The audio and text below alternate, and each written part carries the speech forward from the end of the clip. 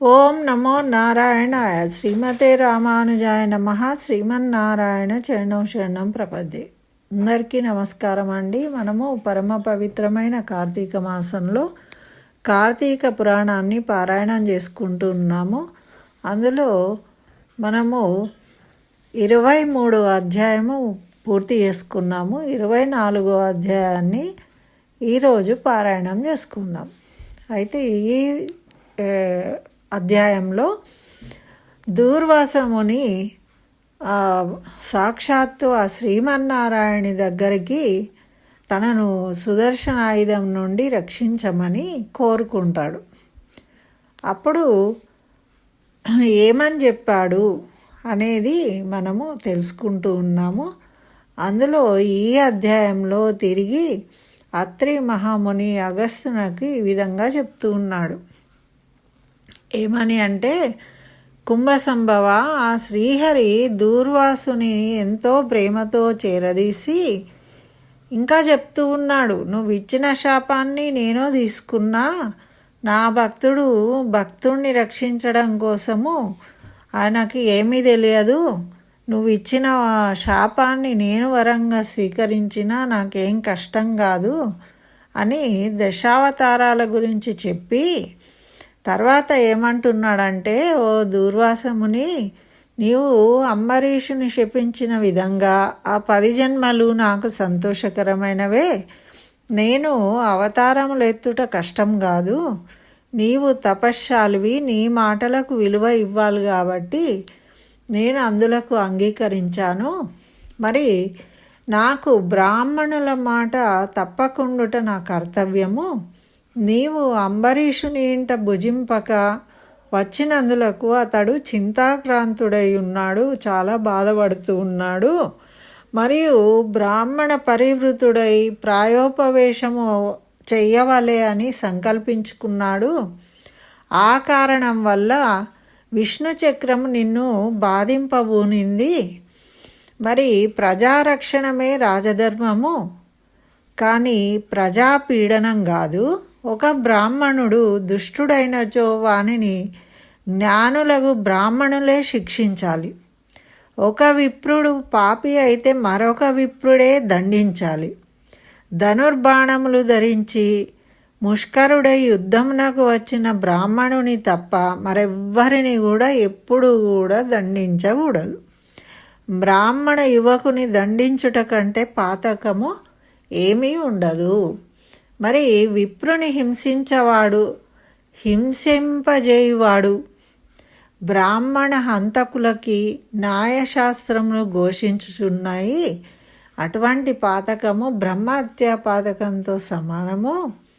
బ్రాహ్మణుని సిగబట్టి లాగినవాడు, కాలితో తన్నినవాడు, బ్రాహ్మడి యొక్క ద్రవ్యమును హరించువాడు, బ్రాహ్మణుని గ్రామం నుండి తరిమినవాడు, మరి బ్రాహ్మణులు పరిత్యాగం అనరించిన వాడును బ్రహ్మహంతకులై పాపాన్ని మూటగట్టుకుంటారు.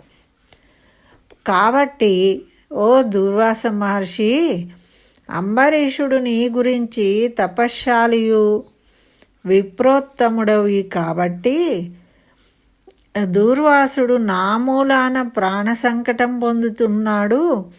అయ్యో, నేను బ్రాహ్మణ హంతకుడనైతిని అని పరితాపం చెందుతూ ఉన్నాడు. ఎందుకు అంటే, చక్రాయుధము నీ వెనుక వస్తూ ఉంది, ఆ చక్రాయుధము నా వల్లనే ఇప్పుడు నీ వెంట పడింది అని బాధపడుతూ ఆయన ప్రాయోపవేశం చేయాలనుకుంటూ ఉన్నాడు. మరి కాబట్టి నువ్వు తొందరగా అంబరీషుని దగ్గరికి పోతే అందువలన మీ ఉభయులకు కూడా శాంతి లభిస్తుంది. ఆయుధాన్ని నేను నా భక్తుడి కోసం పంపించిన, ఇప్పుడు ఆ ఆయుధము నా ఆధీనంలో లేదు, నా భక్తుడి ఆధీనంలో ఉంది. కాబట్టి నువ్వు నా భక్తుడైన అంబరీషుడి దగ్గరికి వెళ్ళి శరణు వేడు, అప్పుడు నీ ఆపద తొలగిపోతుంది అని దూర్వాసునికి నచ్చజెప్పి అంబరీషుని వద్దకు పంపించిండు. అయితే అట్లా వెళ్ళిండు.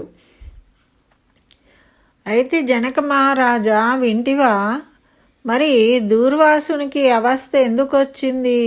తాను ఎంతటి కోపవంతుడైనను వెనక ముందు ఆలోచించక ఒక మహాభక్తుని శుద్ధిని శంకించినాడు. ఆయన కోపం వల్లనే ఆయనకి ఈ కష్టం అనేది కలిగింది, ఈ అవస్థ. కనుకనే అట్టి ప్రయాసంలో పాలయ్యాడు. కాబట్టి ఎంతటి గొప్పవారైనను వారు ఆచరించు కార్యములు జాగ్రత్తగా తెలుసుకొని ఆచరించాలి. మరి అట్లనే దుర్వాసుడు శ్రీమన్నారాయణుని దగ్గర సెలవు తీసుకొని తనను వెన్నంటి తరుముతూ ఉన్న విష్ణు చక్రాన్ని చూసి భయపడుతూ తిరిగి మళ్ళీ భూలోకానికి అంబరీషుని దగ్గరికి వచ్చిండు. మరి అప్పుడు ఏమంటున్నాడు బట అంటే అంబరీషుడితోని దుర్వాసముని, ఓ అంబరీష, ధర్మపాలక, నా తప్పు క్షమించి నన్ను రక్షింపుము. చూసినరా అంటే తన కోపమే తన శత్రువు. కోపాన్ని మనము తగ్గించుకోకపోతే, విసర్జించకపోతే కష్టాలు మన వెంటనే ఉంటాయి. ఇప్పుడు ఇక్కడ అంబరీషుడు కష్టం ఎందుకు దూర్వాసమునికి ఈ విధమైన అవస్థ ఎందుకు వచ్చింది అంటే నిదానంగా ఆయన చెప్పింది విని అర్థం చేసుకోకుండా కోపగించుకున్నాడు అంబరీష మహారాజు మీద. కాబట్టి ఈ విధంగా ఆయన అవస్థ పడ్డాడనమాట. మరి తిరిగి అంబరీషుడి దగ్గరికే వచ్చి శరణు వేడాల్సిన పరిస్థితి వచ్చింది. ఏమంటున్నాడు? అంబరీష, ధర్మపాలక, నా తప్పు క్షమించు, నన్ను రక్షించు. నీకు నాపై గల అనురాగంతో నువ్వు ద్వాదశి పారాయణానికి నన్ను ఆహ్వానించినవు. కానీ నిన్ను కష్టముల పాలు చేసిన, నీ వ్రతభంగాన్ని జయించిన నేను నీ పుణ్యఫలంను నాశనం చేయడానికి నేను తలబెట్టినా, కానీ నా దుర్బుద్ధి నన్నే వెంటాడి నా ప్రాణములు తీయుటకే సిద్ధమైంది. అంటే భాగవతుల గురించి ఏదైనా అపకారం తలబెడితే తిరిగి మనకే అవస్థ పడతాం, మనమే అవస్థ పడతాం. అంటే భగవంతుడు ఎప్పుడు భాగవతుల పట్ల ప్రేమ కలిగి ఉంటాడు, వాళ్ళని రక్షిస్తాడు. భగవంతుణ్ణి శరణు అని భగవద్ ధ్యానంలో ఉండేవాళ్ళు, భగవంతుణ్ణి నమ్ముకున్న వాళ్ళే భాగవతులు. వాళ్ళు రాజు, పేద, ఆడ, మొగ ఇట్లాంటిది లేదు.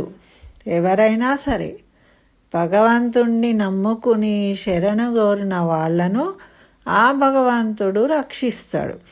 మరి ఇక్కడ ఆయన విష్ణు భక్తుడు కాబట్టి ఆ శ్రీమన్నారాయణుడు ఆయనను రక్షించాడు.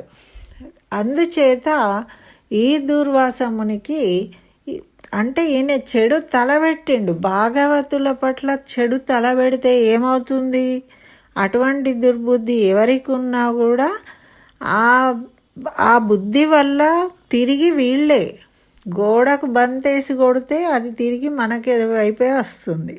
అలాగా మీరు ఎలాంటి కోపాన్ని వాళ్ళ మీద ప్రదర్శించినా అది మీకే చెడు జరుగుతుంది అని మనం తెలుసుకోవాలి ఇక్కడ. ఆ విధంగా మరి నేను విష్ణు దగ్గరికి వెళ్ళినాను. ఆ విష్ణు చక్రం వల్ల నాకు ఆపద ఉంది, నన్ను రక్షించు అని ప్రార్థించినాను. ఆ పురాణ పురుషుడు నాకు జ్ఞానోదయం కలిగేటట్టు చేసిండు. నీ వద్దకే పొమ్మన్నాడు. కాబట్టి నీవే నాకు శరణ్యము, నిన్నే శరణు వేడుమన్నాడు ఆ శ్రీమన్నారాయణుడు. కావున నీవే నాకు శరణ్యము. నేను ఎంతటి తపశ్శాలినైనా కూడా, ఎంత నిష్టగలవాడినైనా కూడా నీ నిష్కళంక భక్తి ముందు ఏమీ పనిచేయలేదు, నా తపస్సు ఏది పనిచేయలేదు. అంటే ఎంత గొప్పవాళ్ళుగా ఉన్నప్పటికీ కోపం తెచ్చుకున్నారు అంటే వాళ్ళదంతా కూడా వృధా అయిపోతుంది. ఎంత డబ్బున్నప్పటికీ, ఎంత తపశక్తి ఉన్నప్పటికీ, ఎంత గొప్పవారుగా పేరు కీర్తి ప్రతిష్టలు తెచ్చుకున్నప్పటికీ వాళ్ళు ఎదుటివారి మీద కోపాన్ని అనవసరంగా ప్రదర్శించినప్పుడు వారు వాటిని కోల్పోతారు అని ఇక్కడ మనకు తెలియజేస్తున్నాడు. కాబట్టి మన కోపాన్ని మనమే తగ్గించుకోవాలి.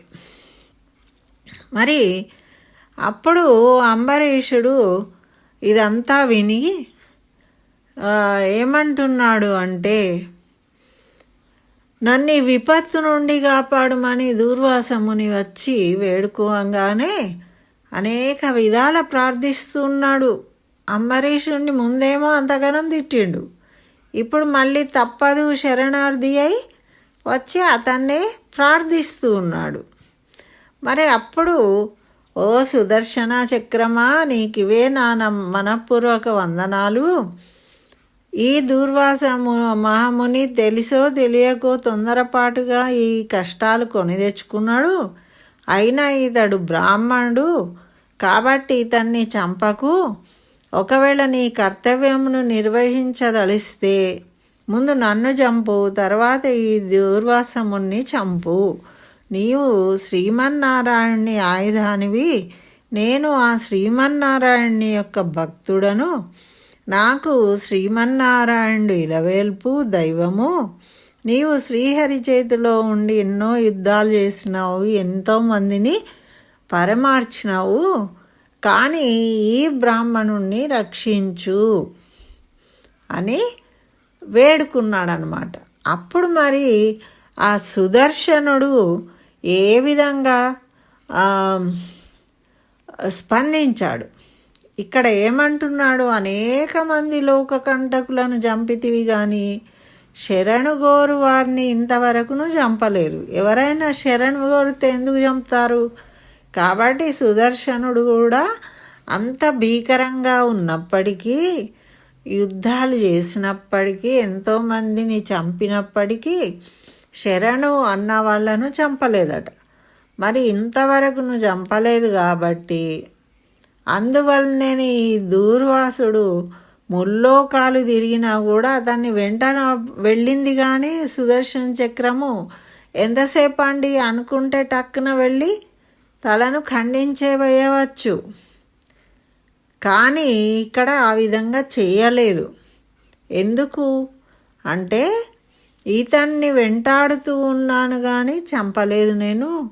దేవా, సురాసురాది భూతకోటులన్నీ ఒక్కటిగా ఏకమైన నిన్నేమీ చేయజాలవు, నీ శక్తికి ఏ విధమైన అడ్డు లేదు. ఈ విషయం మాకు అంతటికీ తెలుసు. అయినను ఈ మునిపుంగవునికి ఏ అపాయము కలగకుండా రక్షించు అని అంబరీష మహారాజు దూర్వాసముని గురించి సుదర్శన చక్రాన్ని ప్రార్థించిండు. మరి అప్పుడు ఆ సుదర్శన చక్రము ఏమన్నది, ఏ విధంగా కాపాడింది దూర్వాసమునికి, వాళ్ళ ఇద్దరి మధ్యలో ఏం సంభాషణ జరిగిందనేది మనకు ఇంకొక అధ్యాయంలో ఉందండి. ఇప్పుడు దీంతో 24వ అధ్యాయాన్ని మనం పూర్తి చేసుకున్నాం అని ఈ విధంగా చెప్తూ ఉన్నాడు. అత్రి ముని అగస్త్య మునితోని ఈ విధంగా చెప్తూ ఉన్నాడు. చూసావా మునీంద్ర, ఎవరి కోపము వాళ్ళనే నశింపజేస్తుంది. భగవద్భక్తి కలిగిన వాళ్లకు, భాగవతులకు మరి ఏదైనా ఇబ్బందిని తలపెడితే వాళ్ళే పతనమైపోతారు అని తెలియజేస్తూ ఉన్నాను. ఇది కార్తీక పురాణంలో 24వ అధ్యాయాన్ని మనం ఈరోజు పూర్తి చేసుకున్నాము. 25వ అధ్యాయంలో మరి సుదర్శనాయుధం మరి అంబరీష మహారాజు మధ్యలో జరిగిన సంభాషణను తెలుసుకుందాం. స్వస్తి. జై శ్రీమన్నారాయణ. సర్వం శ్రీకృష్ణ చరణారవిందార్పణమస్తు.